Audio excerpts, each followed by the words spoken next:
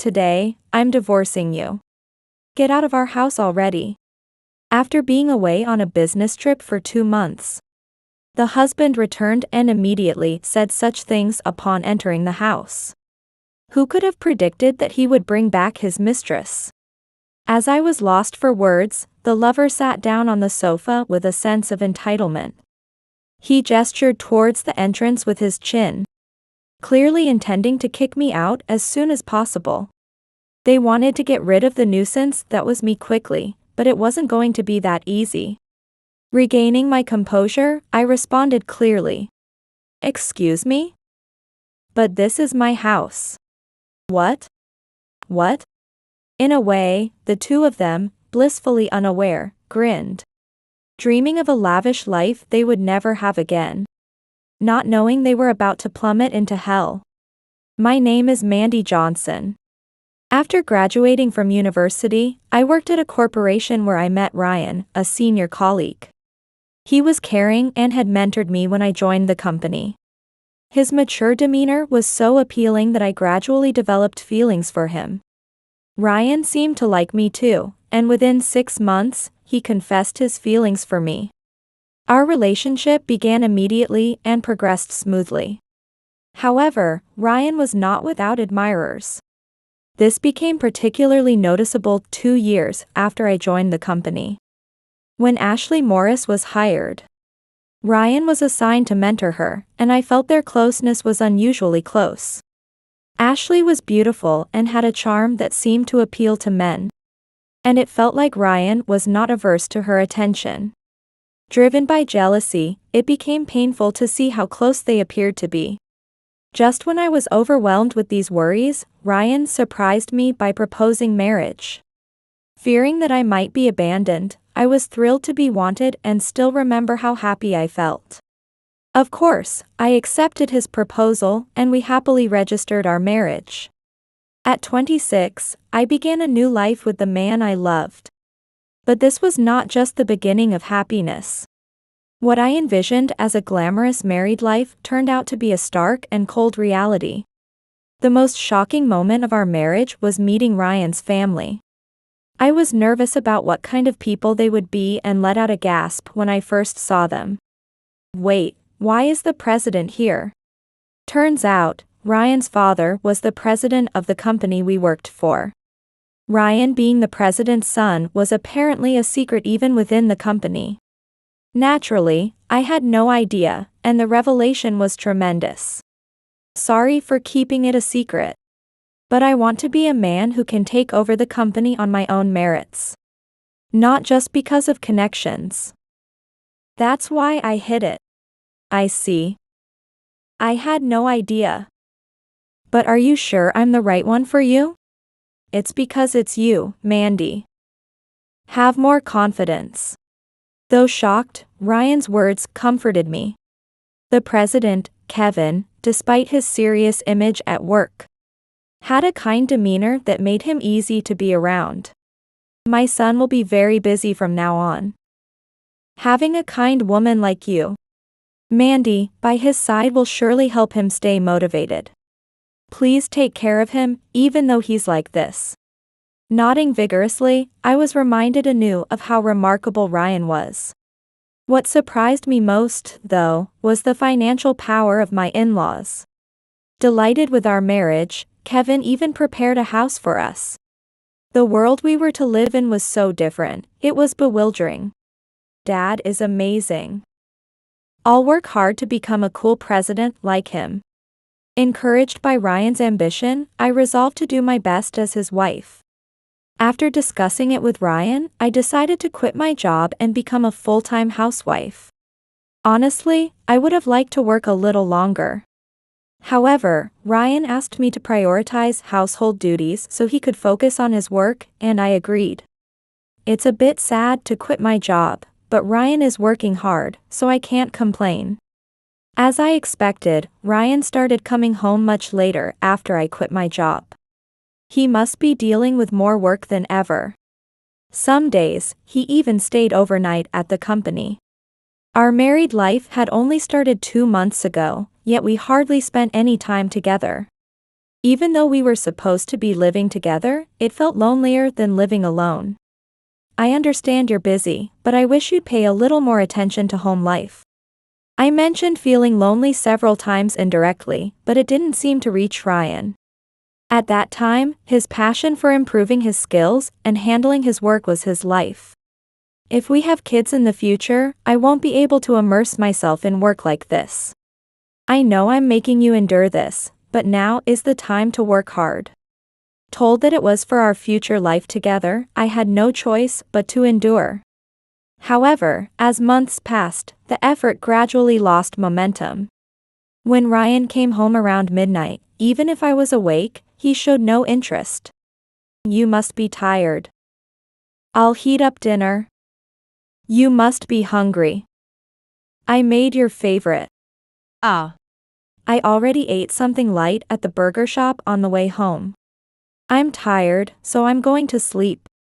Ryan avoided eye contact and went straight to the bedroom. And in the morning, he barely glanced at the breakfast I had prepared before rushing out.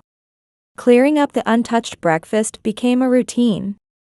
When did it start that I threw away the food I woke up early to prepare?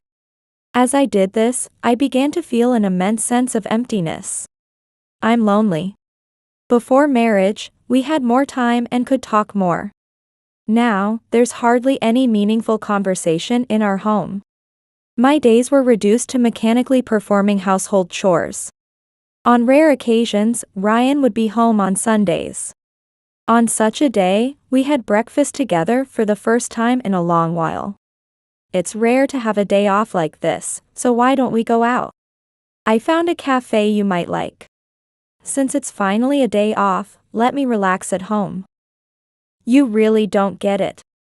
No matter how cheerfully I try to engage him, Ryan responds curtly. He quickly finished his breakfast and hurried off to the living room. Still, it's better than the days when he doesn't touch his food at all. As I hurried to finish my own, the doorbell rang unexpectedly early in the morning. Who could that be this early? It's only 8 a.m. Wondering, I watched as Ryan, who had been sluggish just moments ago, quickly stood up and dashed to the entrance. Perhaps he had ordered something? But I was shocked beyond words when I saw who he had let in. Wow, Ryan's house is really beautiful. Oh, long time no see, Mandy. You've aged a bit since I last saw you. Are you tired? It was Ashley, a junior colleague. Her speech, still filled with a student-like casualness, was grating on my ears. Why are you here? I came to celebrate Ryan's marriage. I've always been grateful to him, so I wanted to do something. I knew you were coming today, but I didn't expect you this morning. Ryan, now smiling brightly, was a stark contrast to earlier, and it irked me. If he knew she was coming, why didn't he tell me? And what was with that smile? No matter that she's a junior, watching my husband grin at another woman was not pleasant. Forcing a smile, I prepared some tea. You really didn't have to go to all this trouble. It's okay. I just wanted to see Ryan. By the way, have you gained some weight? Is there a baby on the way? Her smirking question hurt. I want a child too. But with hardly any time together, how could I possibly be expecting? It's just a little weight gain. A baby might be a bit further down the line. Oh, is that why Ryan isn't excited? Cheer up, you can lose a bit of weight if you try. Ashley's teasing had a clear bite to it. Just as I was about to call her out for her lack of tact, she placed a large paper bag on the table. Oh, and I brought a gift today. Please, take it. Hesitant, I watched as Ryan quickly reached into the bag. A tie? Dark blue with a small embroidery. Nice choice. I spent a lot of time choosing it, thinking it would suit you, Ryan. I know your taste well. Ashley really understands me well. It's great having such a cute junior. Ryan was genuinely smiling. Regardless of her being a junior, their closeness was questionable. Her timing was inappropriate, and the occasional hostility I felt from Ashley was nothing but stress for me. Trying to tune out, Ryan tapped my shoulder and said, "I'll drop Ashley off at her house. It's a good chance for a quick outing." "What? You didn't want to go out when I asked, but now you will?" "If Ryan's going, I'm coming too." "What are you talking about? If you go out too, who will do the housework?" Laughing, he pointed at the dishes in the kitchen as if it were obvious that it was my job. As various emotions welled up inside me, Ryan cheerfully left the house with Ashley. What is this? Am I supposed to be a maid here? My frustration was not subsiding. Flipping through the abandoned calendar, I noticed summer was approaching. Next month is my birthday. Does Ryan even remember? I had hoped that he would at least remember our anniversary, but that hope was quickly dashed. This was evident when, less than a week after Ashley's visit, Ryan dropped another surprise.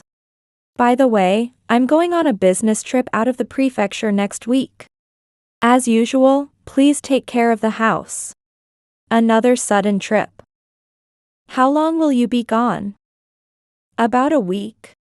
"No, 2 months. It's long, but it's work, so it can't be helped."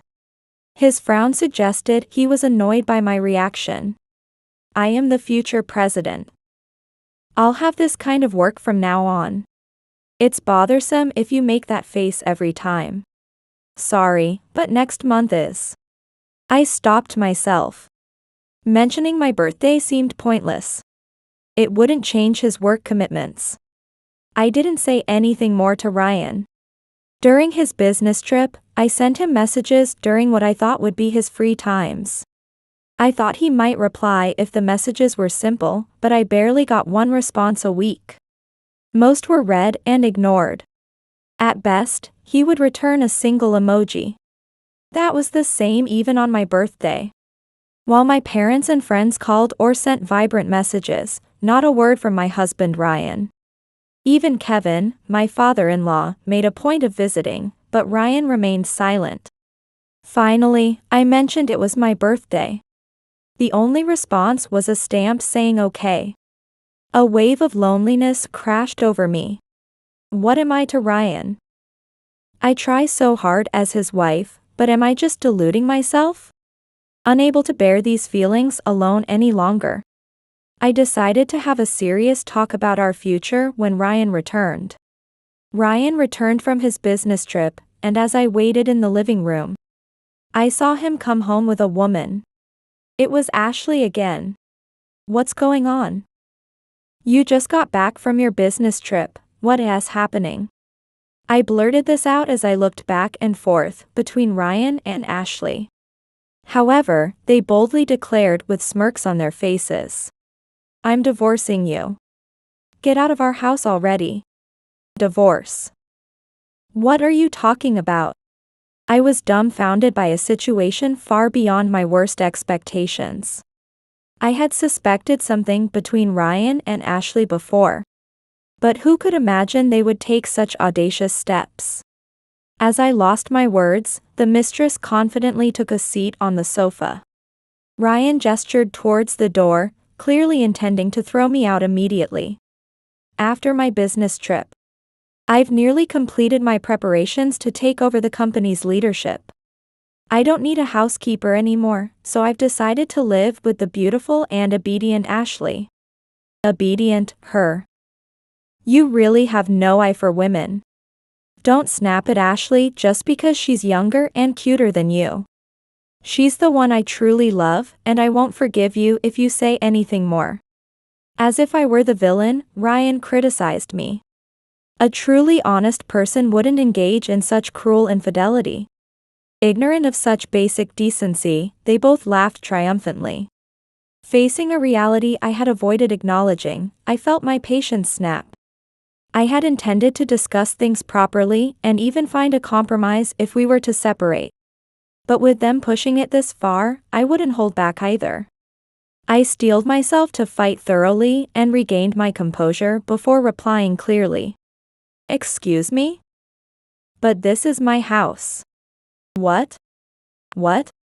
The two of them, mistakenly believing they still had the upper hand, grinned smugly. If they thought they could keep smiling, they were sorely mistaken. This is your house? Don't make me laugh.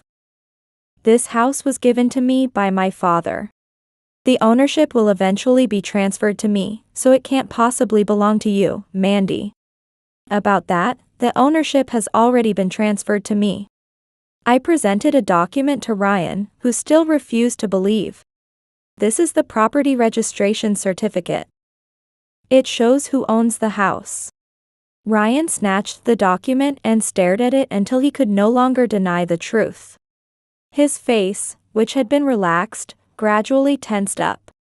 Wait, I don't understand. It really is in Mandy's name. What did you do? You didn't forge documents, did you? Stop with the absurd accusations. I wouldn't commit a crime like that. Then why is it under your name? Are you saying my father transferred it to you? As Ryan panicked, I nodded in affirmation. Indeed, I had officially received the house from Kevin. Why would he give it to someone like you? Why, you ask? Because you're the worst kind of man. Cheating on your wife and treating her like trash. I then laid out a bulging envelope on the table alongside the document. Inside were numerous photos of Ryan and Ashley holding hands and entering a hotel together. I've been suspicious of you and Ashley for a while now. Recently, the distance between you two seemed off, so I had it investigated. Hiring a private detective and obtaining such evidence in less than a week was possible. Because Ryan had been so careless. He probably never imagined I would do something like this. Thinking of me as just a convenient housekeeper was his downfall. That can't be. Hiring a detective isn't cheap. I've been cutting back on living expenses to prevent anything unusual. Ryan inadvertently revealed that as well. Indeed, he never disclosed his salary to me. The money he handed over for living expenses was barely enough for meals for two. If used on household needs, I was left with almost nothing for personal use.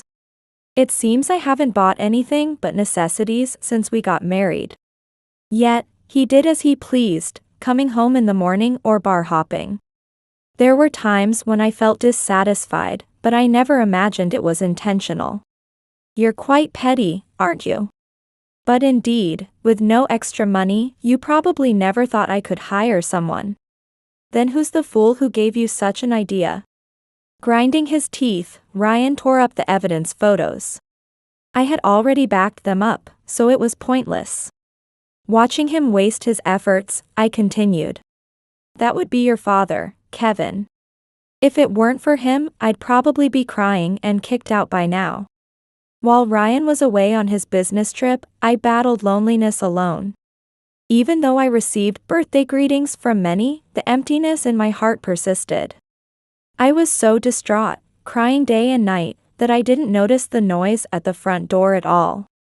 What's this, Mandy? Crying on your birthday? It's dark and Ryan's not here. There was Kevin, who had used his key to enter the house, planning a surprise for me. He dropped a shopping bag full of overly festive decorations and cared for me like a real father. You ignored my birthday, but Kevin remembered. I confided everything you did to me. Kevin was as furious as if it were his own matter. He insisted on funding a consultation with a detective agency. That's why I was able to hire them. Tattling, what a sneaky thing to do. If you didn't like it, you should have come back sooner. I heard the business trip wasn't supposed to be for 2 months anyway. When I said that, Ryan and Ashley were visibly shaken. It had come to light when I consulted with Kevin. Though Kevin, the president, had instructed Ryan to go on a business trip. It was supposed to last only a month.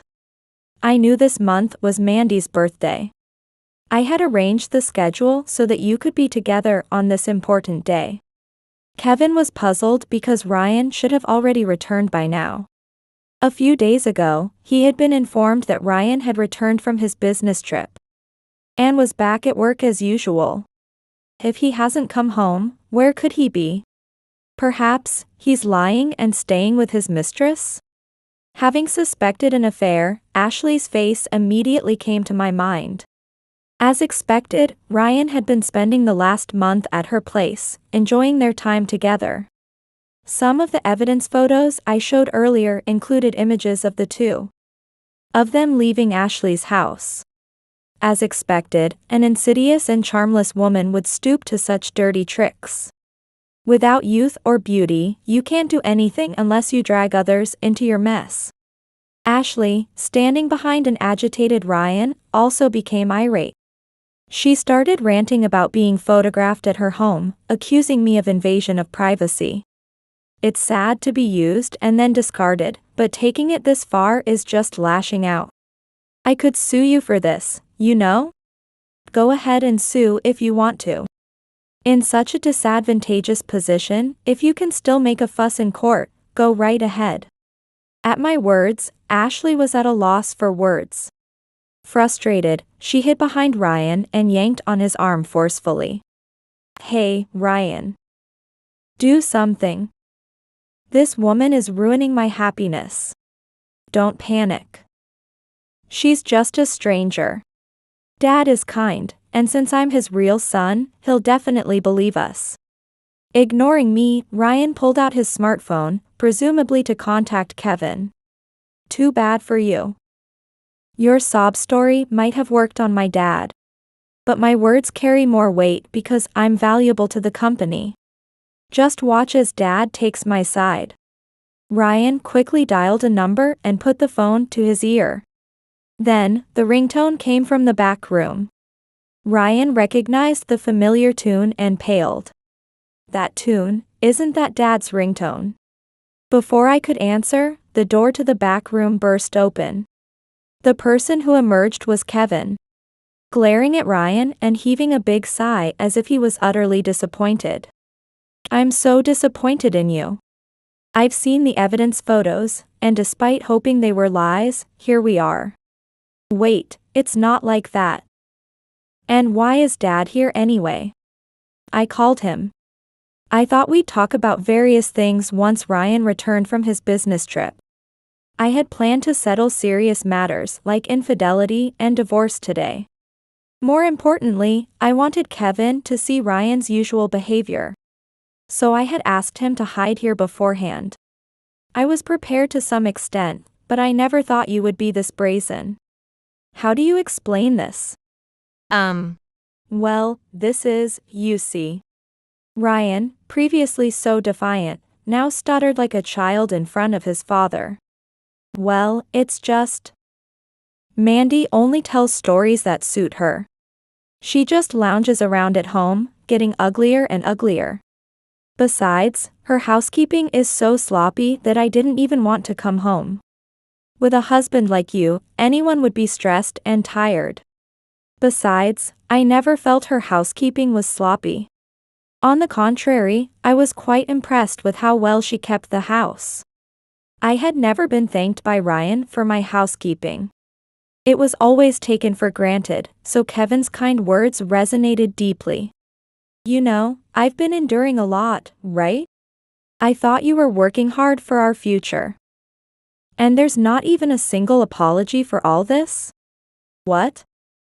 Why should I apologize? It's your fault we're in this mess. And now I've lost my house too. If anyone should be apologizing, it's you. Ryan's frustration escalated as he became increasingly heated. I felt genuine fear and moved closer to Kevin. I'm the future president. I'm going to be someone important.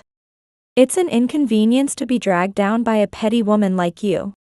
How can you say such things to someone you once loved? Loved?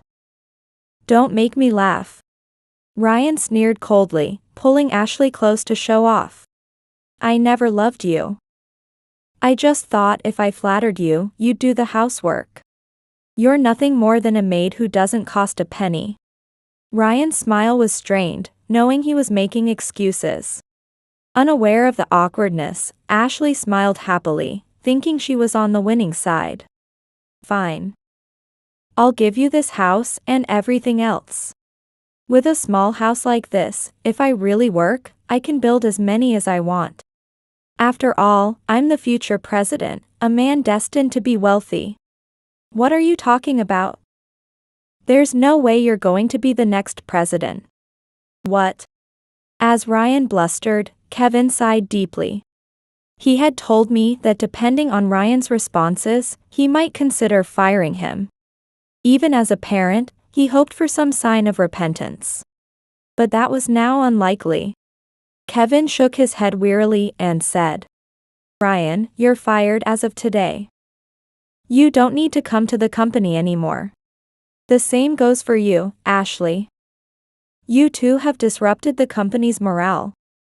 And you've made my family terribly sad. Kevin's hand gently stroked my back. His warmth felt profoundly comforting. Damn it. Do whatever you want. I'll live with Ashley in true love. I never want anything to do with you people again. As they tried to leave, I stopped them abruptly. There was still an important matter to discuss. Wait, I'll be seeking compensation through my lawyer. So don't even think about running away. Ashley, that includes you. Huh? I don't have any money, so that's impossible. Then you'll have to borrow it and pay it back. What you did deserves that much. As I glared, Ashley muttered after a moment's thought. This is the worst. I should have never gotten involved with Ryan. What? What are you talking about? If there's love, isn't this easy? Then use that power of love to make money for me. I'm not interested in guys who are broke. Abandoned by the sulking Ashley, Ryan chased after a much younger woman. That must have been the true love Ryan wanted. I didn't think it would last long. Are you okay? You must be tired, take some rest. Thank you. I'm sorry to have put you in such an unpleasant role, Kevin. It's fine. I was happy you relied on me. But now, what about the succession issue? Kevin thought for a while, stroking his chin, then suddenly turned his eyes to me. Do you have any job prospects, Mandy?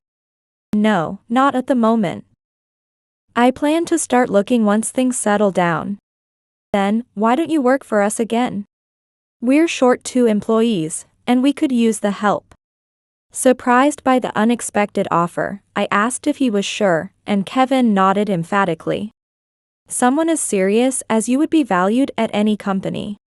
This is, you could say, headhunting. What do you think? Tears welled up in my eyes as I nodded several times. It had been tough being rejected by Ryan to that extent. Although I had silenced him, I still didn't feel up to thinking about what to do next. But if they were seeking my help, I wanted to respond. I am inexperienced, but I look forward to working with you. After enduring a long hell, I thus began a new life. Half a year has passed. I had returned to the company as Kevin's secretary. Originally, when Ryan became president, I thought studying for a secretary certification might come in handy, and it has. My salary has increased from before, and I've been living more freely, both personally and professionally. One day, during lunchtime, I received a call from a familiar number. Ryan? Why now? I hadn't seen Ryan since the day we parted. Our divorce had already been finalized, and I had already demanded a settlement of $50,000. I didn't care what kind of life Ryan, chased by monthly payments, was leading. Yet, after such a breakup, I hadn't expected him to contact me. After ignoring several calls, irritated by the continuously ringing smartphone, I inadvertently answered. I'm on a break at work, what is it? You finally answered. Help me, Mandy. Ryan's voice over the phone trembled as if he was scared. I silenced him for a moment. I don't know what happened, but I have no obligation to help you. Aren't you confirming your true love with a beautiful and wonderful wife by now? True love, my foot. Ashley was the worst woman. Ryan, showing regret, started explaining what had happened. After our divorce, Ryan had lost all his savings and was living with Ashley in a small apartment. While his pride was hurt, he worked part-time to earn living expenses. But Ashley trampled on Ryan's efforts. She was cheating on me with several other men. And because I was the poorest, she planned to dump me. For Ashley, the appeal was not Ryan himself, but his title as the next president. Having lost that, he was readily discarded as if he were no longer needed. I borrowed money to buy her a car to win her back. But she disappeared with the car. Now I'm being chased by debt collectors. It's the worst. It seemed that being betrayed by Ashley really got to him. As I could tell, he was slumping even over the phone. This isn't something new. Did you really not realize it until now? What? What do you mean? Did you know about Ashley's affair? Though I felt bad for the flustered Ryan, I had known about her true nature for a long time. That was from the photos gathered during the investigation into Ryan's affairs. The detective agency had been watching Ashley's house closely. Because there were frequent comings and goings, and at that time, men other than Ryan were also seen entering and leaving. Of course, I haven't shown those photos to Ryan. The only evidence I showed him was strictly of his own infidelities.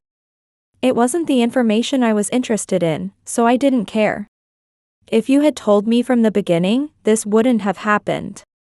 Ryan, trembling with anger, took a deep breath and then suddenly spoke in a kinder tone. After all, I guess a smart woman like you is the best for me. Weren't you lonely too? Let's start over. The way he spoke as if we were just starting out made my spine shiver. Unfortunately, I'm fulfilled both in my work and private life. No matter how free I am, I absolutely can't be with someone like you. Then, at least lend me some money. If the debt collectors find me, I don't know what they'll do to me. He continued to whine without listening to me. Tired of the hassle, I hung up in the middle of the conversation and set my phone to block his calls. What happens to Ryan from here on is none of my concern. And Ashley will soon learn her lesson too. Ashley is good at catching the wrong kind of men, isn't she? Ashley's cheating partners, as it turns out, were all men with bad reputations. Some were forced to work to pay off debts or had histories of wrongdoing, backgrounds that were too messy to get involved with. Ryan was still a small fry compared to them. I want to live seriously so I don't end up like that. I also want to repay Kevin's kindness. From that day on, I never heard from Ryan again. Later, the lawyer reported on the settlement claim. Apparently, Ryan had settled the payment in full. However, the source of the money was from a dubious financial institution. And due to the debt, he was being used like a tool there. He was forced to work from morning till night for barely minimum wage. And had to keep taking part-time jobs to the extent that it aged him significantly. He supposedly still lives nearby. But I probably wouldn't recognize him even if we passed each other on the street. Meanwhile, Ashley is still making repayments. As I predicted, she was deceived by the boyfriend she had. And is now being forced to work at a strip club.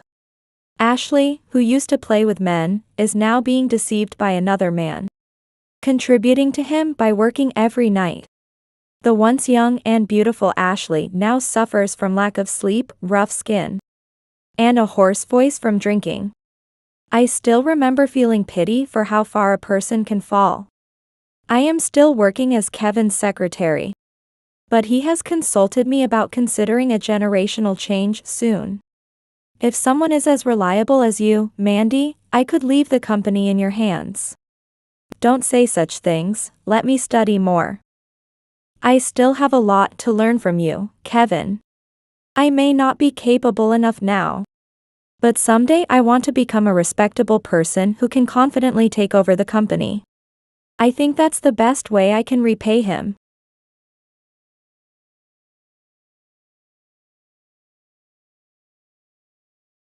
I never liked you from the start. There's no place here for a fat monster like you. Go home. On my brother's wedding day, my brother's bride showered me, who was pregnant, with a tolerance of abuse. It was my dear brother's wedding. I really wanted to attend. But after being told off like this, even I couldn't bear it. The situation took an unexpected turn after I declined my brother's wedding. My name is Emma, 30 years old. I'm a working mother juggling part-time work and housework. I married my husband, Theo, who is 2 years older than me 3 years ago. He is a buyer and salesperson at a major department store. Due to his fresh appearance, his sales performance at the department store is always good. We wanted a child from the start, and just recently after fertility treatment, we were blessed with our long-awaited first child. I was particularly thrilled when I found out I was pregnant because I desperately wanted a child with the man I love. When I told my husband, he too was overjoyed and jumping for joy. Theo, it looks like we've finally been blessed. What? You mean... Yes, it's our child. I'm finally pregnant. Really? Wow! I'm so happy I could cry. My husband hugged me and said thank you with tears in his eyes. Since then, we've been looking forward to the day when we can meet our child who will be born soon. In the midst of all this, there was one more person who was eagerly awaiting the birth of my child. That was my older brother, Hugo. Since we were little, my brother, who is 4 years older than me, has always adored me. That hasn't changed even now that we're adults and we, as siblings, are still close. Of course, I had also told him about the fertility treatment. So when I announced my pregnancy to him, he was as happy and tearful as my husband. I heard that even our mother at home was so ecstatic she couldn't believe it. Whether it's about marriage or pregnancy, my brother always wishes for my happiness. And I love my brother just as much. One day, 2 months into my pregnancy, I received a call from my brother. What did you want to talk about, Hugo? Upon asking him right away, my brother scratched his head embarrassedly and said, Well, I'm getting married. What? Getting married? You, Hugo? Hugo went to boys' schools in middle and high school, and even in college he was in the science department, which had few women, so I never heard of him having a girlfriend. He didn't even respond to any of the arranged marriage meetings our parents had suggested a few times. I think he has a good-looking face, but his shy personality has been a big problem, and he was always the type who was distant from women. And now, all of a sudden, he's getting married. I really couldn't hide my surprise. I guess it's no wonder you were surprised, huh? If someone suddenly tells you something like this. Well, yeah, so what's she like? She's 3 years younger than me, so 1 year older than you, Emma. Her name is Mila. We met through work. Through work? Well, she's the daughter of a president of a company I deal with. The president's daughter? Wow, do things like that really happen, like in a drama? As I opened my eyes wide in surprise, my brother chuckled and said, You are exaggerating. Even though she's the president's daughter, she also works hard at her father's company. Since we are both getting on in years, we decided to get married sooner rather than later. Seeing my brother unusually serious, I felt a warm feeling in my heart. I was glad that my brother, who has always wished for my happiness, finally had someone important in his life. 1 month later, my brother came to our apartment with his fiancée. Nice to meet you, I'm Mila. I'm dating your brother.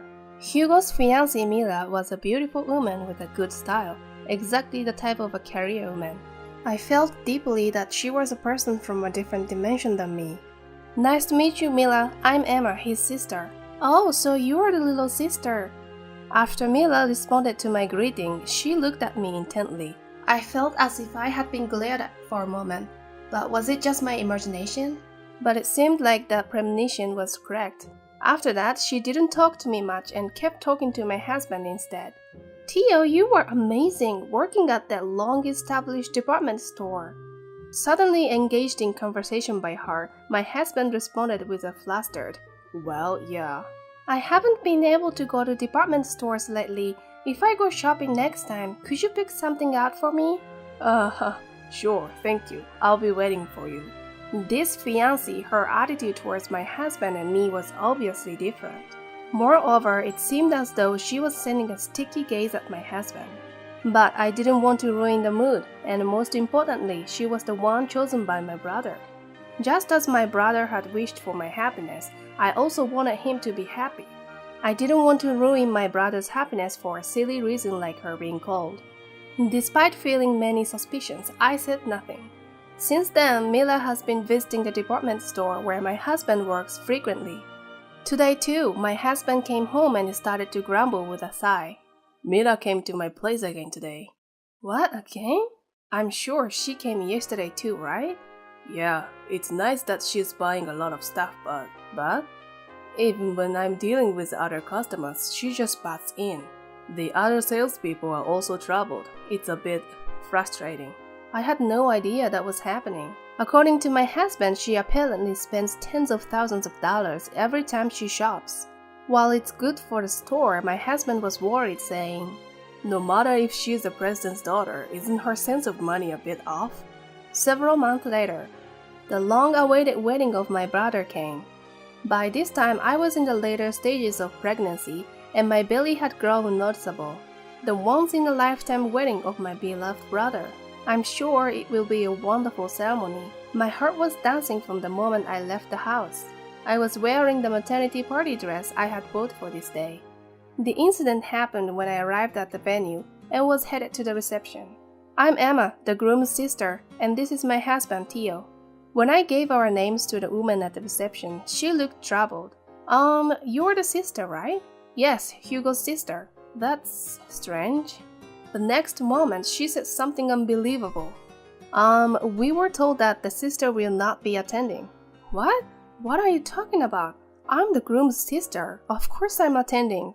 But we were told that the groom's sister will be absent due to a prior appointment. Wait a minute. There must be some mistake. Both my husband and I are definitely attending.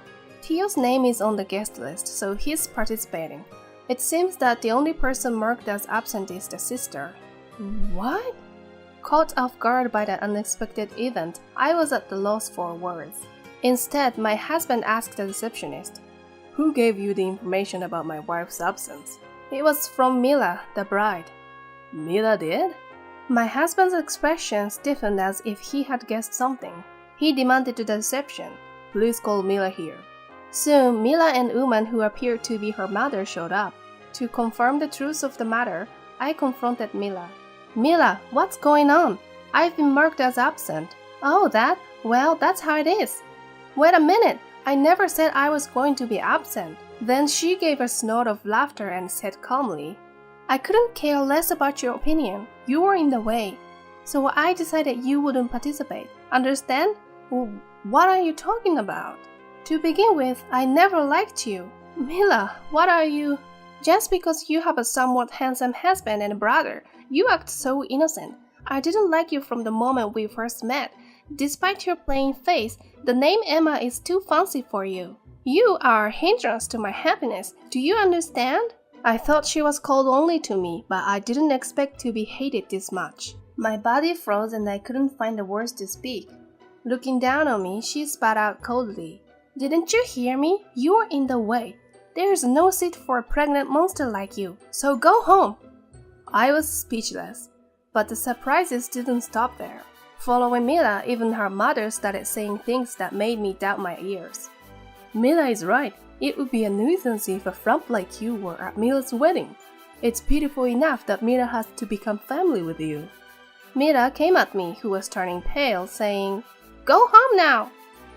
Can you leave quickly because you are in the way? You are an eyesore, ugly pregnant monster! At the moment, the anger I had been holding back exploded. Just as I was about to retort, my husband raised his voice instead of me. What the hell are you saying to my wife? I never thought Mila would be so rude. That's enough. Let's go home, Theo. What? Are you sure? I don't want to be here anymore. Let's go home. I forcibly pulled my husband's arm and left the venue. Serves you, right? Mila and her mother continued to hurl abuse until the end. Several hours later, my brother rushed into our house. Emma, Theo, Mila did something terrible. I'm truly sorry. I asked my brother, who was apologizing with a sorry look.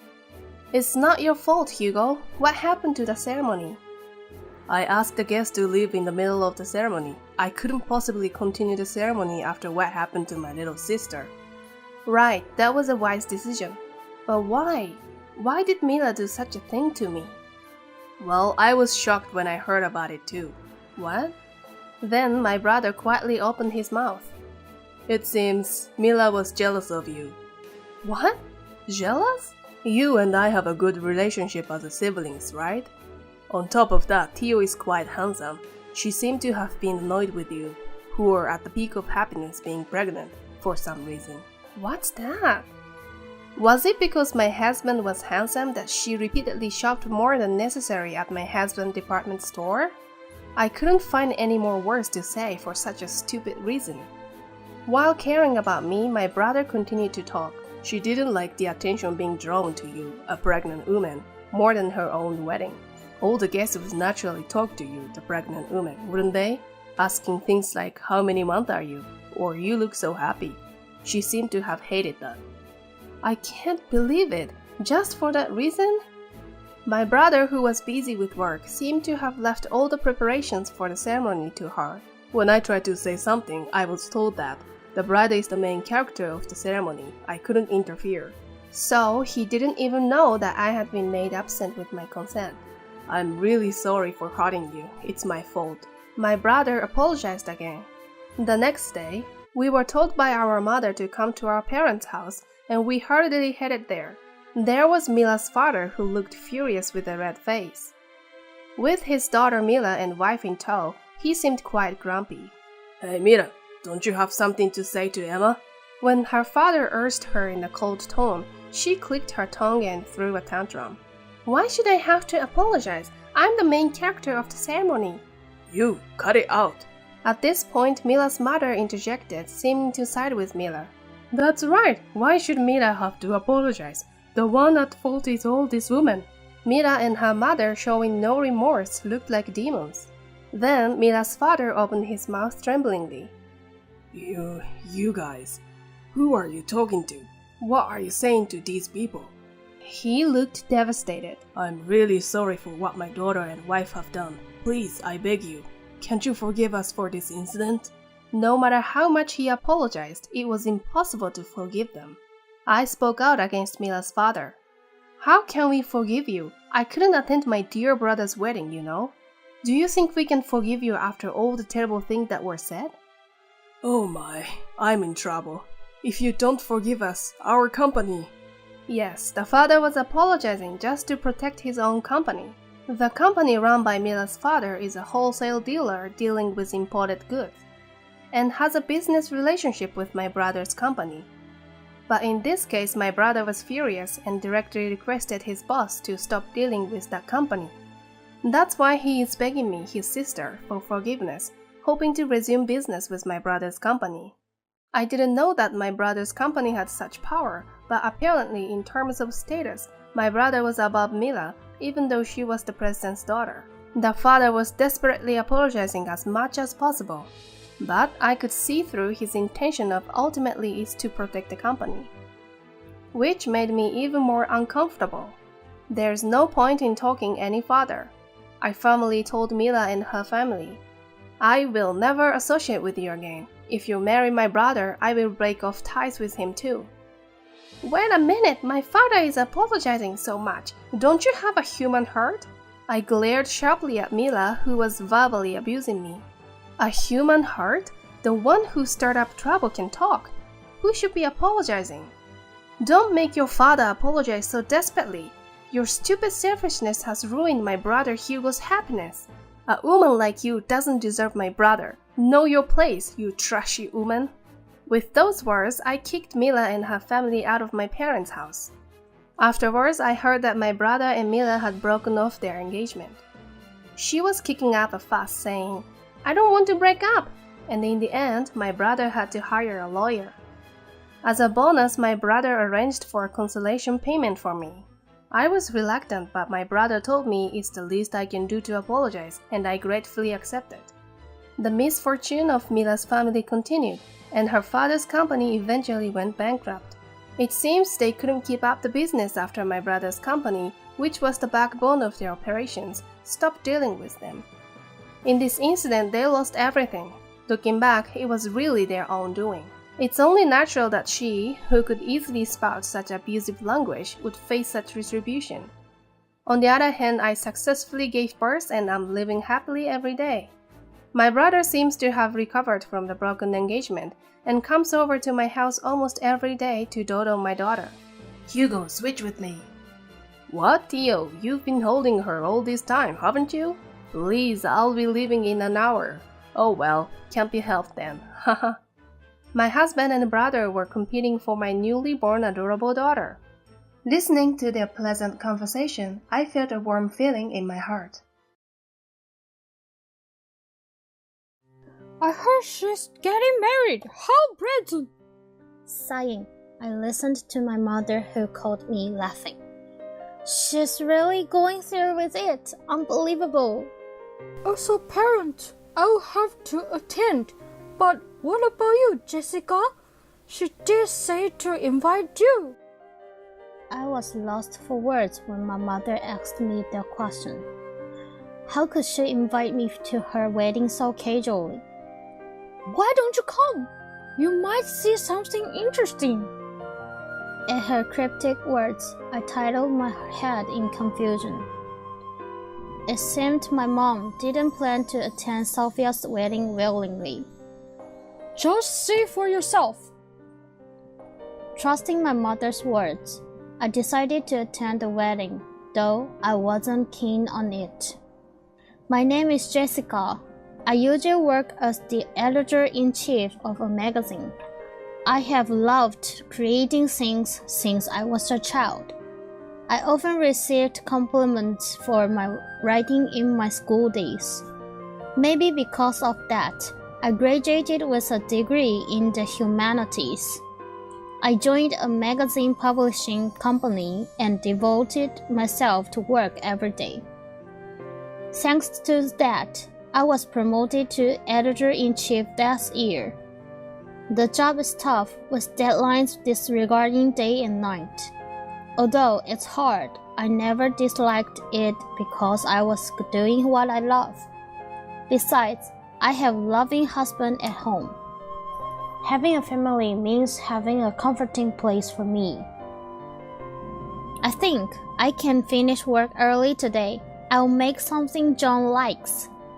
Muttering to myself, I started the remaining work. I finished work on time and did the shopping. I had been staying overnight at the office quite often lately, so I decided to prepare something delicious. With the image of a delighted John upon coming home in mind, I went grocery shopping for dinner and got a little pricey bottle of wine. As soon as I got home, I started cooking. Perfect! John's favorite omelette rice. I can't wait for him to taste this homemade dish after such a long time. With anticipation, I waited for John's return. Even after 5 years of marriage, I still love my husband dearly. John and I met through our friend. At first, I suspected him of being a playboy because of his flashy appearance. But I fell for him when he expressed his feelings earnestly, and we eventually became a couple. After dating for about a year, we got married. Although we lived together, with John's regular office job and my irregular lifestyle, we can't meet every day. I am grateful to my husband, who supports my job and helps with the household every day.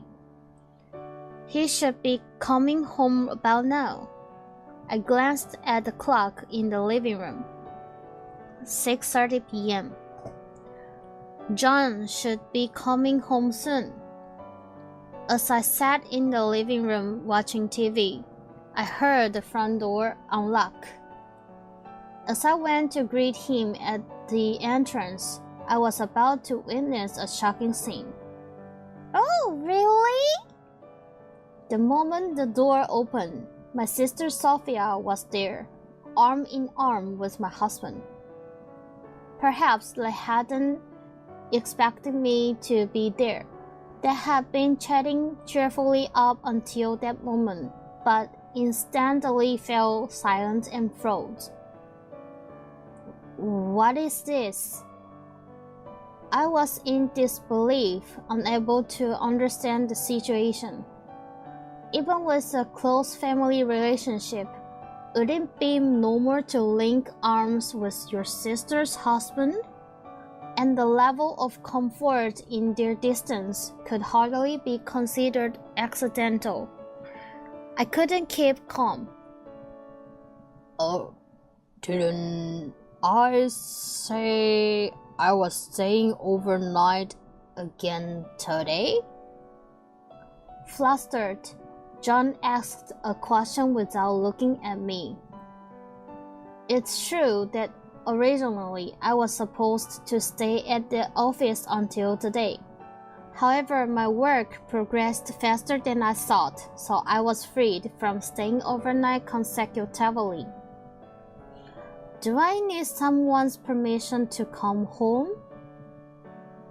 As I answered John's question, he seemed even more flustered. Never mind that. And why is Sophia here with you? That's... John, did you intentionally cheat on me with my sister? You were even armed in arm, looking so close. You've got it all wrong. No, really? You admit to cheating. Did you bring Sophia home knowing I'd be staying at work? Let's not. I questioned the two of them, carried by my emotions. I knew it in my head. The closeness of these two was not normal. Most likely, they were having an affair at home when I was away for work. John, unable to find any words to respond, kept repeating, "Let's not it," and "but." As I continued glaring at John, Okay, it's my fault, alright? Sophia, showing no remorse, spoke with a bored expression. Even though we're sisters, I doubt her nerves. You're telling me you feel nothing about laying your hands on your sister's husband? To my question, Sophia brazenly replied, "So what? I just fell in love with John too. Isn't that natural?" Sophia has always been a child who wants what others have since she was little. I, myself, have given her many of my favorite things. But a marriage partner is different. There is no option of handing over a husband to someone else. As I continued questioning them, letting my emotions lead, Sophia sighed and said, "Sis, are you always so uptight? Is that why John is tired of you?" Faced with Sophia purposely stepping on my landmines, my rage exploded. I stuffed John's clothes and belongings randomly into a Boston bag and forcefully threw them out of the house. To John, who was apologizing through the front door, "How can I possibly forgive you for cheating on me with my own sister?" After screaming at him, I broke down crying. The betrayal of a husband I trusted, and the other person is my own sister. crushed by frustration and sadness from this unbelievable drama-like situation. I finished the wine I bought by myself and fell asleep like a log. I didn't want to think about anything anymore. 2 days later, I had called my mom to a restaurant near the station. Oh, that's awful. You must have been hurt. My mom divorced my dad when I was in elementary school. Since then, she worked as a single mother and raised us. A few years ago, she remarried a man she had been dating for a long time. Now, with child rearing over, she's been enjoying her free time. I knew Sophia had that kind of personality from a long time ago, but with John, I never imagined. My mom clearly showing her disgust, and for good reason. The reason for her divorce from our father was his infidelity. That's why she despises those who cheat from the bottom of her heart. I wonder how it turned out like this. With a resigned voice, my mom said with a sigh, "Sorry, but I can never forgive them. Even if they're family, there are things you can and can't do." At my words, my mom silently nodded. That's up to you. Cut them off or do whatever you like. Don't worry about me. But remember, your mother is always on your side. My mom smiled at me as she said that. I'm sure no one else could comfort me from the heart like this but my mom. A few days later, I filled out the divorce papers and left them at home as I headed to work. During the several days when I had to stay at the company again, I was hoping to have John come and sign the divorce papers. I didn't want to see his face. If I did, the anger would rise again. I can't do anything about what's already happened. My top priority now is to return to the peaceful life I used to have, rather than being frustrated all the time. I have to stand up on my own feet. With a burst of spirit, I focused on my work and forgot about the unpleasant things. If I work, I can forget about home. A few days later, I was finally freed from the hellish workload. By then, I was feeling a bit depressed about going home. There's no one waiting for me at home, and I have no one to wait for. I arrived home in tears, my heart torn apart by loneliness and sadness. Why do I have to cry? It's too painful to suffer so much even I'm the victim. The more I cry, the more I can't help but remember the two of them. I bit my lip as I looked at the completed divorce papers. I will definitely be happier than those two. I'll stop crying now. That day, I made a strong vow and restarted my life anew. 3 years later, I'm still working hard as ever. After the divorce was finalized, I asked for alimony from the two of them, and we've been estranged ever since. Sophia, who has been living aimlessly without a regular job, complained a lot about the alimony to me, but I didn't have to listen to her. She apparently went to my mom to ask for financial help, but of course, my mother told her to solve it yourself. I moved out of the apartment I was living in with John, and now I live comfortably alone in a high-rise apartment near my workplace. I've recently started to think that this isn't so bad after all. One day, I received a call from my mom. They're having a wedding ceremony. Let's got some nerve. I sighed at my mother's phone call, which she made with a laugh. They're really doing it. Unbelievable. Stealing her own sister's husband. They're showing off their happiness. I bet it was Sophia who insisted on doing it. I'll attend because I'm their parent. But what will you do? They told me to tell you. Asked my mother. I was at a loss for words. How can they invite me to their wedding with such feelings? Why don't you come? You might see something interesting. I titled my head at her suggestive words. My mom seems to have no intention of attending Sophia's wedding honestly. Well, let's see. Believing in my mom's words, I decided to attend the wedding I was not interested in, just for the formality.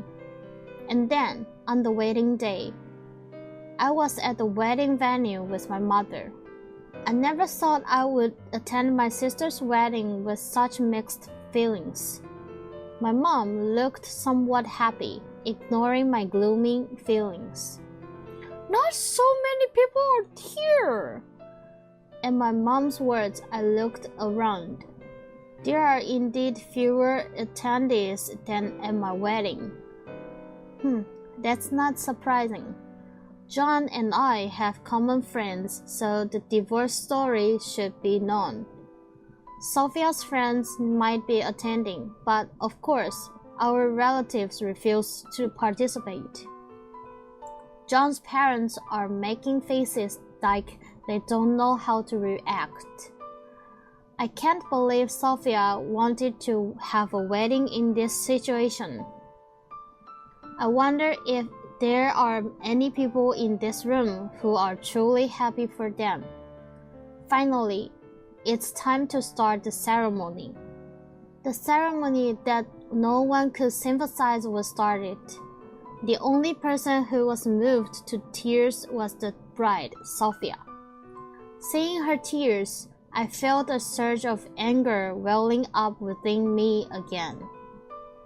I glared sharply at her face, as if she was saying, "I've struggled to be happy." During the ceremony, my eyes met Sophia's once. Noticing my intense stare, Sophia smirked as if triumphant. Seeing that, my mom laughed out loud. I wonder if there's ever been such a bizarre atmosphere at a wedding. The ceremony ended, and we moved to the reception hall. My mom cheerfully took a seat in the reception hall. Now comes the surprise! Unable to understand my mom's words, I waited for the start of the reception. Eventually, the announcement began, and the reception started. After the toast speech, the host announced, "We have a surprise here." Sophia looked delighted, covering her mouth in a gesture of surprise. My mom, with a smug, lovely smile, lightly tapped my shoulder and stepped forward in front of the bride and groom. My mom had secretly arranged for a speech opportunity for Sophia and John. With a bow, my mom started reading from the script she had brought. "Sophia, John, congratulations on your wedding. I never thought the day would come when I would bless your marriage like this." She hinted that this wasn't just an emotional speech with her opening remarks. The venue began to buzz. I held my breath and listened to my mom's words.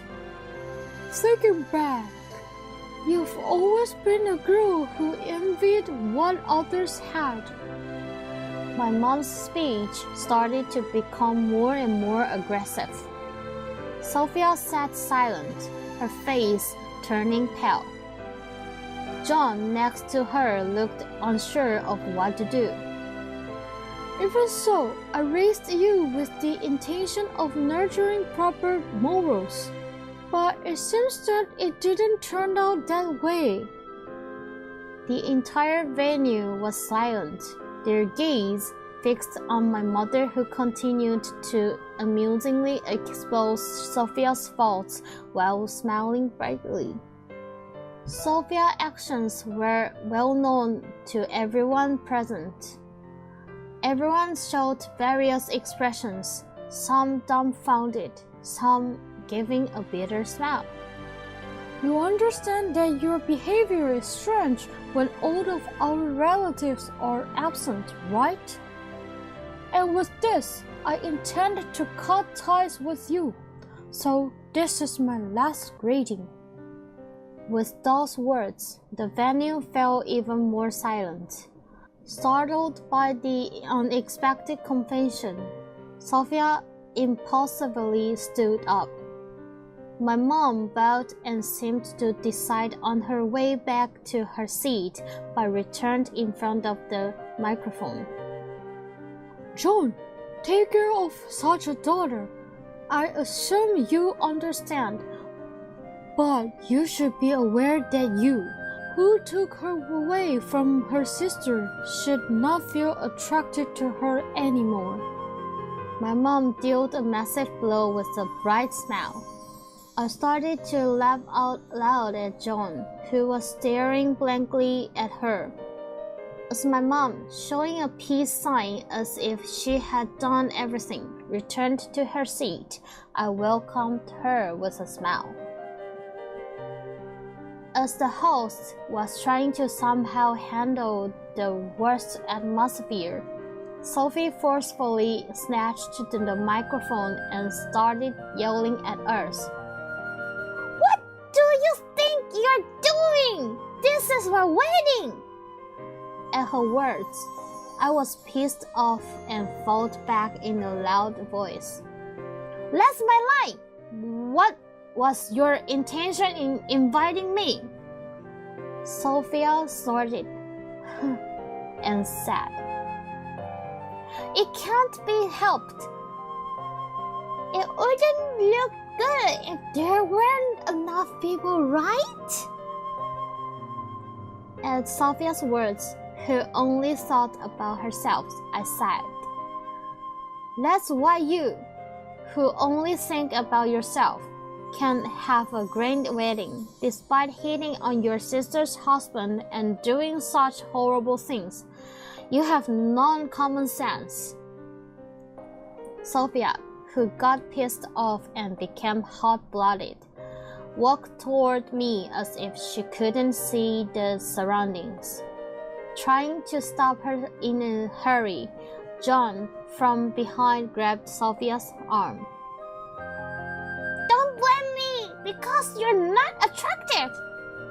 John chose me because I'm cuter." John couldn't say anything about the fight between his ex-wife and current wife in front of him, because he was the one who caused this situation. Enough! At our argument, my mom, who was nearby, raised her voice.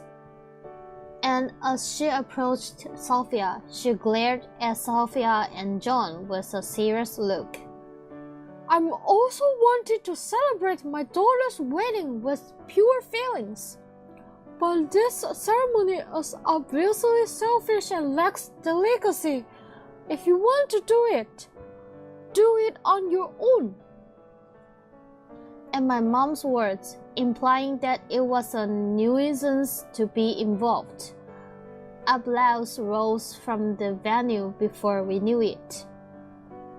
When John's parents, who agreed with my mom's words, left the venue, the attendees followed one after another.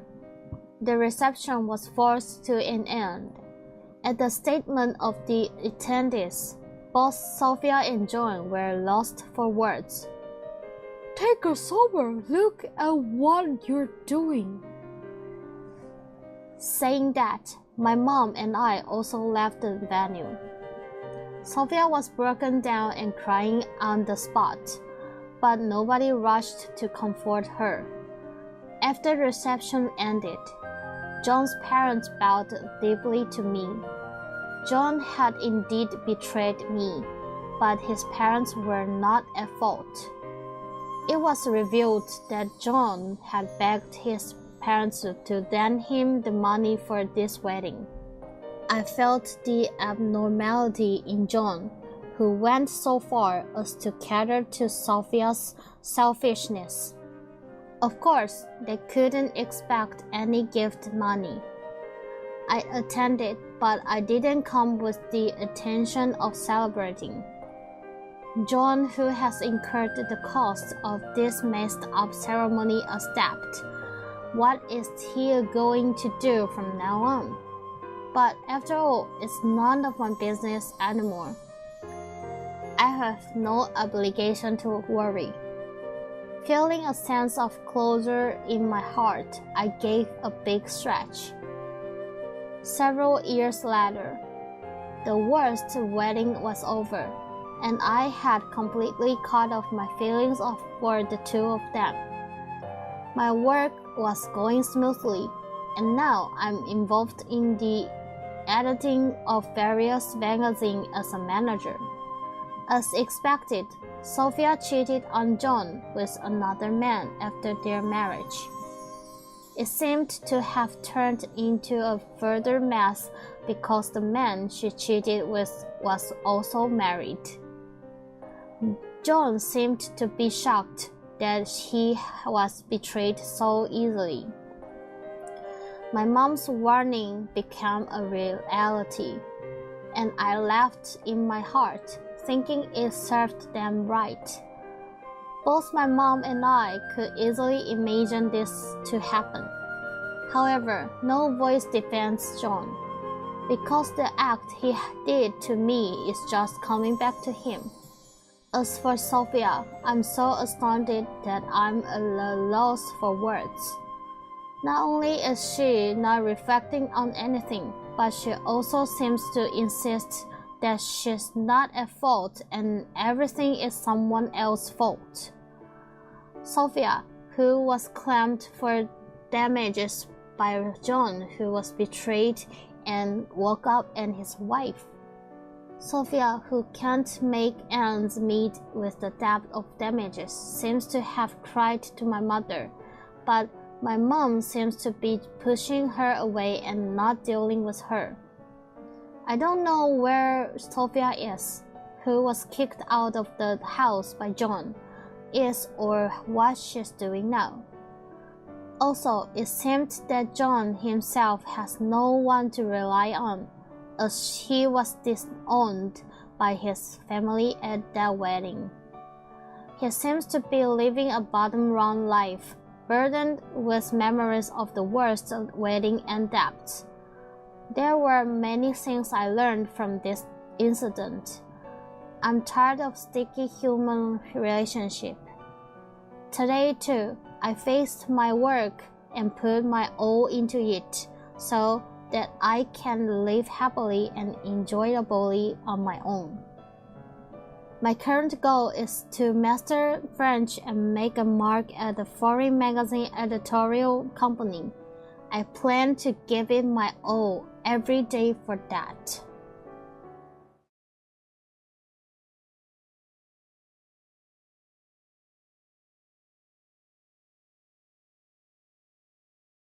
During the funeral of my eldest son, I checked the pet camera and found my husband and eldest son's wife in the middle of it in our home's bathroom. I rushed home to verify the situation, and their conversation flew into my ears.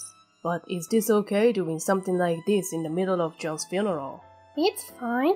He was obedient and cute like a pet dog. Really, you are a terrible wife. You're the same, Robert, acting like a beast despite being a father. Let's fall into hell together happily. From there, the two, who got heated up, started the second round. The indecent voice of the daughter-in-law echoed, and I retreated with my ears covered. Ugh, disgusting. An inadvertent murmur slipped out. I clenched my lips to the point of breaking and swore revenge on my husband and daughter-in-law. John, I won't let your wife and father who betrayed you get away with this. Your mother will get back at them properly, so watch over us. I am Amelia, a 70-year-old housewife. I married a husband who believed that women should protect the home and men should work hard. And while taking care of my husband, I raised my eldest son on my own. I am a housewife, so I won't ask him to help with half the housework. But he drove the eldest son and me, who were crying in the middle of the night, into the living room saying, "You're noisy," demanded perfect housework from me, who was staying up all night due to the baby's crying. And to top it off, he didn't bath the eldest son, didn't change his diapers, didn't even try to interact with him. Even when we were in the same room, he was only watching the newspaper and TV, and I got tired of him, father who was indifferent to our eldest son in his cute face. What my husband was interested in was not me, his wife, or the eldest son who talked with an innocent smile, but a pretty girl idol dancing on the music show. The sight of a bearded man with a belly ignoring his family and sticking to the TV, and being fascinated by a teen idol saying she's cute was not a pleasant thing. Our bedroom, where I spent time with him, was quickly filled with posters and photos. Plans to go to the amusement park were crushed by concerts, events were prioritized over cheering at the sports festival, and CDs were played at high volume in the house. Maybe because of such an environment, our eldest son was not interested in women even when he came of age, and there was no sign of marriage even after he turned 30. Just as I had started to accept that he might remain a bachelor for life, he came home one day after his 40th birthday with a fiancée, announcing, "There's someone I want you to meet." She was a tidy woman who wore her long black hair down and looked good in floral dresses. "Mia works for a business partner of the company I work for. We've met several times through work, and I've come to realize that she's a wonderful person, so I asked her out. Just last week, John proposed to me and said that he wanted to introduce me to his parents." The fiancée, her cheeks slightly colored, stood bashfully by the side of my son, offering a shy smile. I wondered if she was an introvert too. She barely spoke, but when she did open her mouth, a voice came out as sweet and delicate as an animated fairy. My husband also watched this scene unfold with a smile. I thought, like me, a gentlewoman might just be perfect for my introverted son. With such thoughts, I felt relieved. Little did I know that 3 years later, things would take such a turn. "I really don't do well with men." This was my daughter-in-law's favorite phrase. She said that because she lost her father at a young age and was raised solely by her mother, she becomes excessively nervous around men. Even when talking to convenience store clerks, she says she gets so nervous that all she can do is look down and answer in a low voice. Particularly for typical muscle men with thick beards and broad shoulders, she just can't talk to them at all. That's why she was drawn to my son, who has a more neuter gender appearance. In that case, my husband with his big body and thick beard was not a good match for her. Well, my husband may have a loud voice and a bit of a rough appearance, but he has his kind points. He's not scary at all, though our cat does tend to avoid him. I joked and my daughter-in-law responded with a strange smile. "I'm sorry, I'll try to get used to him." Her way of saying it irritated me. She made my husband out to be some sort of exotic creature. Of course, I didn't voice my feelings, but simply replied, "Please do." My daughter-in-law, who was initially afraid of my husband, gradually became accustomed to him as she had promised. 3 years later, they now share conversations, which is great progress. She also began to open up to me gradually, and we even started going shopping together. And that's when the mask of my demure and quiet daughter-in-law began to peel off. For example, when she stands next to me, people often mistake her for my granddaughter. Even an acquaintance I met at the nearest station for the first time for a while thought she was the daughter of my eldest son. No, I'm John's wife." "My, such a young wife? How nice." I didn't particularly care about this exchange. It's true that my daughter-in-law has a baby face and could pass for her late 20s, and it's also true that a neat outfit like a blouse with frills and a navy blue dress suits her. The issue was what my daughter-in-law said after being mistaken for a grandchild. "I'm always mistaken for being young. Sorry about that."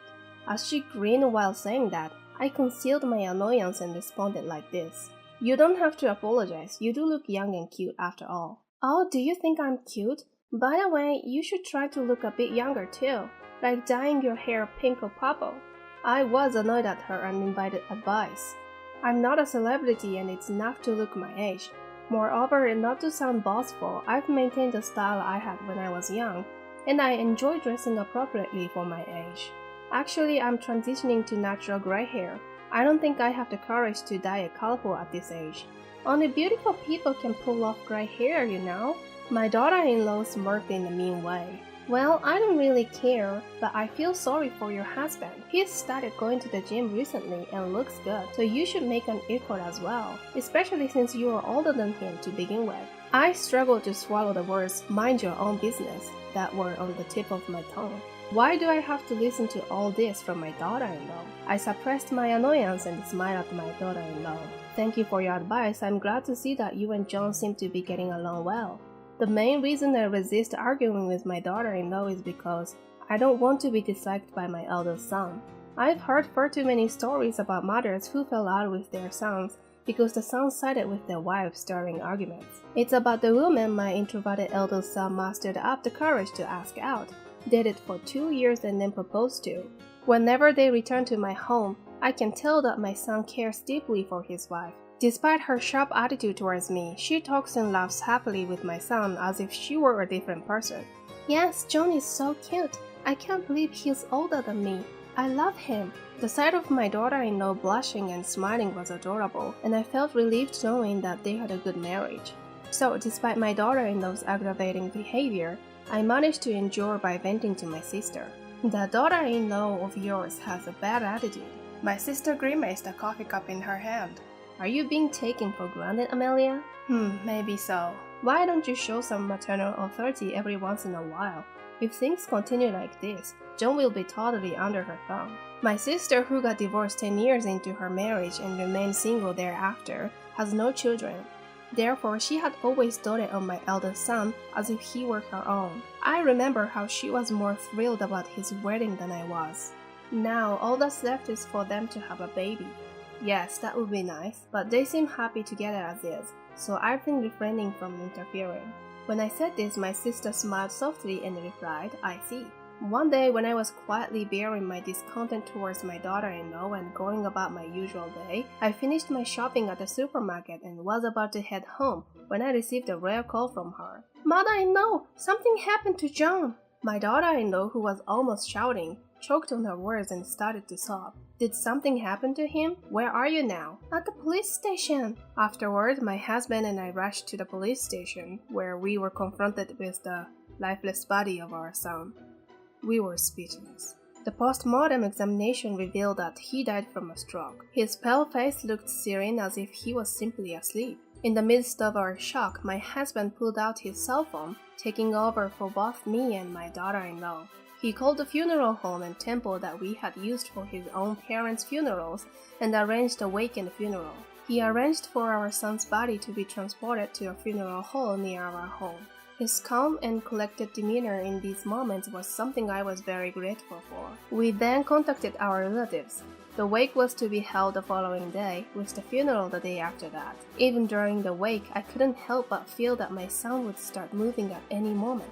I couldn't pull myself away from his coffin. My daughter-in-law seemed to share my feelings. She knelt beside the coffin, crying bitterly. My sister, brother, and other relatives tactfully left us alone, leaving me, my husband, and my daughter-in-law to surround the coffin. We spent the night reminiscing about our son, tears streaming down our faces. The morning came and the funeral began. As I listened to the satra and incense offering, the reality of my eldest son's death started to sink little by little.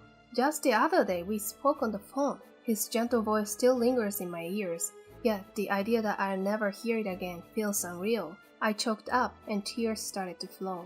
Among the sporadic sobs heard around, mine was the loudest. As there was a time before the departure for cremation, those of us moving to the crematorium waited in the room. Suddenly, I remembered that I had left my cat unattended the previous night, so I started my mobile app for the pet camera. Oh, you installed a pet camera, didn't you? My sister sitting next to me asked with interest. Yes, Jennifer, it's convenient because you can watch from your phone. I was worried about how he was doing. I saw Robert return home a while ago. Maybe he's playing with the cat? I wonder. Our cat is not fond of him at all. As I laughed and looked at my phone, I froze. I even forgot to breathe as I stared at the screen. What was displayed was not a heartwarming scene of my husband playing with our adorable cat. It was a scene of him entangled naked with our daughter-in-law. They had left the bathroom and the washroom doors wide open and were engaged in their intimate act, all live-streamed unknowingly via the pet camera installed in the hallway. I stood up with my phone in hand and told my sister in trembling voice, "Jennifer, I need to go home for a bit. Robert took the car when he went to pick up something he forgot. Will you take the bus?" "Yes, I'll do that." I bolted from the funeral parlor. I caught a bus that was luckily nearby and enjoyed the time inside with a feeling of my heart about to burst. I got off at the bus stop and started running immediately. I gently unlocked the front door, ascended the hallway, stroked the head of my cat, approached with a purring throat, and tiptoed toward the washroom. Unlike before, the washroom door was closed, but it seemed they were being intimate with the bathroom door open. Their carefree behavior, inappropriate for their age, resonated down the hallway. "Oh, Robert, don't touch me there." Mia's skin is so smooth. It's completely different from my wife's. Women are best when they are young, after all. "Robert, darling, don't compare a 70-year-old granny with a 35-year-old. But is it okay doing such things on the day of John's funeral? It's fine. I told you, I married John because I fell in love with Robert at first sight. He was also obedient and cute, like a pet dog. You really are a terrible wife. Robert, you are a terrible father too." Let's go to hell together then. From there, the two of them started the second round. The indecent voice of the wife reverberated, and I plugged my ears and backed away. Ugh, disgusting. A murmur slipped out. My affection for my husband had long since gone, so even if I hear the voice of my husband flirting with John's wife in the bathroom, no feelings of jealousy arise. More than that, I felt a sense of disgust at what they were doing on such an important day. And above all, feelings close to hatred welled up at the fact that they had betrayed my precious son in the worst possible way. A cat approached me, curled up in the hallway with my mouth covered, raised a worried cry, and licked my wrist. "Oscar, thank you, I'm okay." As I spoke softly to the cat and stroked its smooth fur, I slowly calmed down. As I regained my composure, a fierce hatred for my husband and the wife welled up again. I bit my lip until it was about to bleed, and swore revenge on my husband and daughter-in-law. "John, I won't let the wife and father who betrayed you go free. Your mother will make sure to get back at them, so watch over me." First, I locked the bathroom door. It was a lock that I installed when my eldest son was young, to prevent him from going into the bathroom by himself. The fact that it was left because it was too much trouble to remove, and that it would come in handy in such a way was unexpected. Furthermore, after throwing their change of clothes in the middle of the hallway, I sent the recorded voice of my husband and daughter-in-law in the act, along with an explanation to my sister. Then I immediately received a phone call. "Amelia, don't send me disgusting stuff. It's going to dirty my phone." "Sorry, I guess you feel the same way, Jennifer." I couldn't help but laugh. Your husband and daughter-in-law were the worst. What are they doing during John's funeral? I can't believe they are sane. I know, right? That's why I'm thinking of punishing them. When I told my sister my plan, she laughed out loud. "Leave it to me, please, Jennifer." After hanging up the phone, I sighed. I don't even have time to soak in the grief of losing my eldest son. After a while, my sister came to my house with my brother and my husband's brothers. The relatives gathered in the living room in their morning clothes, wearing puzzled expressions. "Amelia, it's almost time for the departure. Why call us home?" I apologize for the inconvenience, brother-in-law. The reason is this. As soon as I turned on the switch of my mobile app, the mourning voices of the wife and husband echoed in the living room. Oh, it's disgusting no matter how many times I hear it. I had the volume of the camera at maximum, so it was quite powerful. The relatives' complexions changed and murmurs spread. My brother asked me fearfully, "Jennifer, this is Robert's voice, right? And the woman is Mia?" "I'll take you near the scene." I opened the door to the living room and led the relatives. The relatives followed me, looking anxious. Since I had left the door to the bathroom wide open, the echoed voices of the two people were clearly audible in the hallway. The relatives frowned and spoke up one after another. "It's true. doing such a thing in the middle of a funeral. They are hopeless. Unforgivable. Given that John has died, let's cut ties with these people. The noise must have reached them. The two stopped their activity, talked in whispers, and then reached for the door to the bathroom. Huh? It won't open. Amelia, you are in there, right? Open up! Okay, I'm opening it. The moment I unlocked it, the door opened with a clatter. Unaware of anything, the husband and wife came out into the bathroom, naked and not even trying to cover themselves. Enough with these childish pranks. What the? Robert, what's wrong? Ah! The two screamed, turning their backs to us. No, we don't want to see your ugly behinds either. Robert, where are our clothes? Hey, Amelia, give us back our clothes. If you want your clothes, apologize to us and explain everything first. Alright, just hurry up. When I threw their underwear and the bath towel at their feet, the husband and the wife wiped their bodies in the bathroom and hurriedly got dressed. When they came out into the hallway with their heads down, the relatives fiercely berated them. Robert, what were you thinking? It's your son's funeral. You betray your wife and son, you shameless man. Mia, you're the chief mourner. Are you out of your mind? The husband and wife, sitting awkwardly in their underwear in the hallway, are severely berated by the relatives and are shrunken. I felt a sense of relief in my chest, but my anger wouldn't be gone by just this. There's still the departure and the memorial service, so I'll be going back to the venue. You two are not eligible to participate. Stay here and reflect on what you've done. We're leaving now, but we'll hear from you, Amelia, later.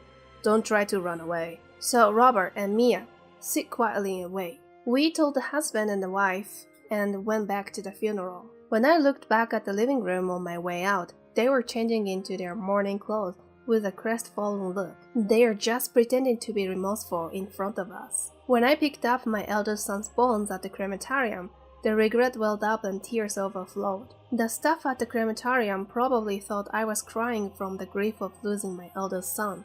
They can't imagine that my husband was taken by my son's wife, and I'm shaking with anger. My sister, sensing my feelings, gently hugged my shoulders. We returned to the venue and my brother took over as a chief mourner, in place of my daughter-in-law. After all the funeral procedures were over, all the relatives except my sister went home.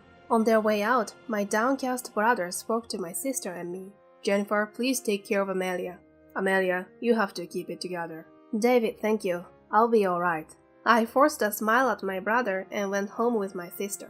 As soon as we opened the front door, we heard my husband's vulgar laughter, and we exchanged glances.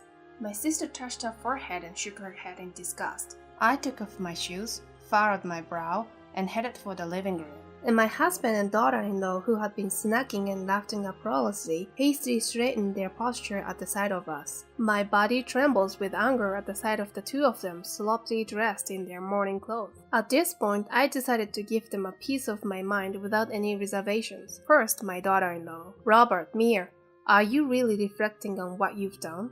Of course we are. It was just a moment of sudden impulse. Exactly. Please forgive us, Amelia. My sister started to speak to my husband and daughter-in-law, who were pretending to be remorseful. I stopped her and showed my daughter-in-law my phone. So are you reflecting on this too? What? Is there something else? My daughter-in-law, who had been speaking in a cute voice and squirming, suddenly let out a low voice. I swiftly dodged her attempt to snatch my phone and showed it to my husband. What is this, Amelia? What is this? My confused husband read out the contents of the phone screen. Mia is verbally abusive to the new recruits, and the atmosphere at work is terrible. Please do something. My husband gave my daughter-in-law a suspicious look. My husband hates people who verbally abuse the weak, even if it's in a fight, saying nasty things to staff who take time off due to a child illness, pouring harsh words on those who can't learn something in one go at work. 10 people have quit in the past year. We've reached our limit. If you won't let Mia quit, all of us will, from all the factory staff. My daughter-in-law froze as I continued to read. I took a photo of the letter the factory manager showed me. Robert, why don't you tell her how I know about this? Amelia managed the lawn where the factory and the staff dormitory where Mia works are located. She's the landowner. I added to my husband's explanation. It's the land I inherited from my father. That's how I became close to the factory manager and the president. The other day, the factory manager came to me for advice. I intended to talk to Mia, but I postponed it when John passed away. My husband looked at Mia, his face showing disbelief. Mia, is this true? My daughter-in-law clicked her tongue. So what if it is? They are ugly and incompetent. It's irritating just to look at them. There's no reason to verbally abuse the newbies. What now? You're making me out to be the bad guy too, Robert? My husband seemed turned off by Mia's confrontational attitude. He only ever saw the surface of Mia. He probably didn't know she was often making snide remarks about me. Now it's my husband's turn. It's disappointing that you would use such abusive language at your part-time job. I didn't know you were that kind of person, Mia. I presented a passbook I had taken out of the chest to my husband, who was folding his arms and looking down at Mia. You act all high and mighty, but you're not so great yourself. My husband turned pale at the page I showed him. He looked down and mumbled excuses, but couldn't form a coherent sentence. Amelia, let me see too. It's a joint account between the couple, right? My sister frowned hard when she saw the page. Money has been withdrawn since 3 years ago. He must have been cheating since then. The amount keeps increasing. And in the past year, he's been withdrawing hundreds of thousands every month. Robert, were you supporting your eldest son's wife that much? Instead of my awkwardly silent husband, my daughter-in-law puffed out her chest proudly. John was always nagging me about saving money. He only gave me presents on our wedding anniversary and my birthday. Robert gives me brand name bags and accessories for every anniversary, you know? Like the 100th day of our relationship, or the exact time and date I was born. That's to be expected. Couples these days celebrate their anniversaries diligently. I love you, Mia. I love you too, Robert. We have to cherish our fateful encounter. My anger exploded at the idiot couple, cuddling up to each other. Are you idiots? After ruining my son's funeral, you have some nerve. My thunderous roar, unusual for my usually quiet self, left my husband and his mistress frozen in surprise. You dare to drain $72,000 from our carefully accumulated savings. You'll repay every last cent, including damages for emotional distress. $72,000? Did I really spend that much? Hey, come on. There's no way I can afford to pay that back. The cheerfulness from moments ago disappears as my husband's face contorted in distress. Shrugging off the arm of his mistress, he knelt in front of me, pleading in a prayer-like posture. Hey, spare me from divorce, please. I can't live off just my pension if you leave me. That's not my problem.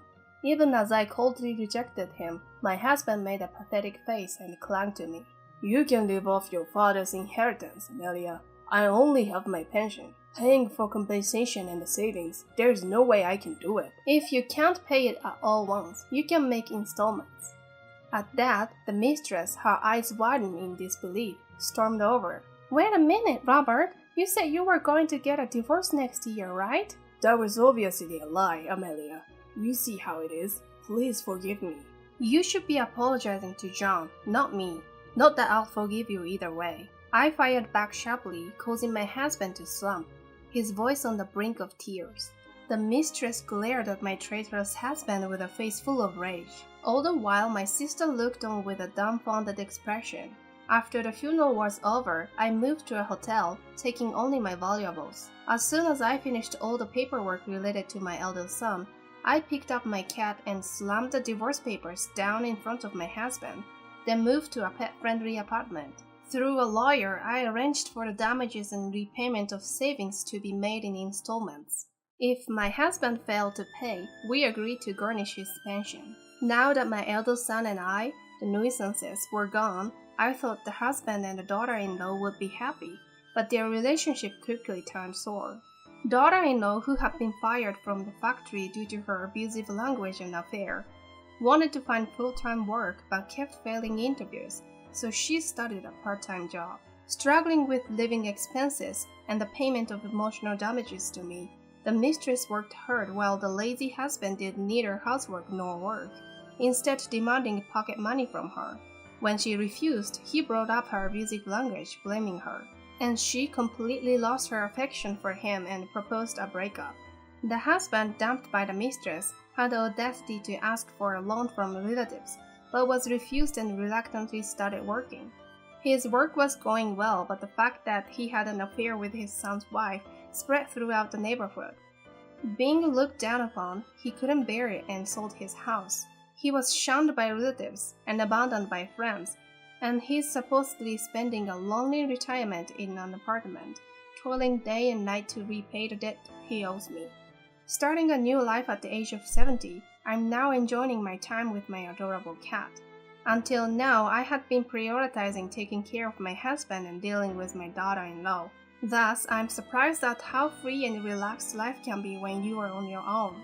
I've made new friends through interactions with others in the same apartment complex who also live with their dogs and cats. It's fun to visit each other's rooms and chat. The sorrow of losing my eldest son hasn't healed yet. Occasionally, I meet with my sister and we share stories of remembrance and cry. There are nights when memories of my eldest son flood back after I get into bed, and tears dampen my cheeks. Nevertheless, those of us left behind have to live life to the fullest. I plan to enjoy the rest of my life, cherishing the time I spend with my cat, while keeping memories of my eldest son in the corner of my heart.